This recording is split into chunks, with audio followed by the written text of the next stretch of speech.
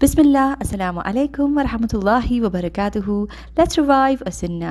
نبی صلی اللہ علیہ وسلم کی جن پیاری سنتوں کو ہم اس ہفتے زندہ کرنے والے ہیں وہ لی گئی ہیں صحیح البخاری کی حدیث نمبر 3280 سے. آپ صلی اللہ علیہ وسلم نے فرمایا کہ رات کا اندھیرا شروع ہونے پر یا رات شروع ہونے پر اپنے بچوں کو اپنے پاس گھر میں روک لو، کیونکہ شیاطین اسی وقت پھیلنا شروع کرتے ہیں.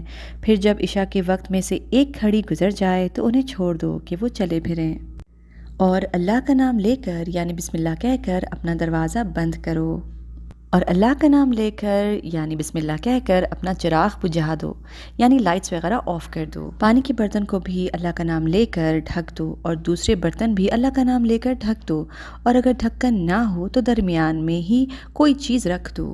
The Prophet ﷺ said, when the wings of the night spread or when evening comes, keep your children in, for the devil comes out at that time.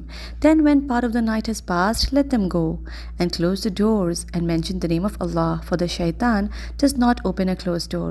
And tie up your water skins and mention the name of Allah, and cover your vessels and mention the name of Allah, even if you only put something over them, and extinguish your lamps.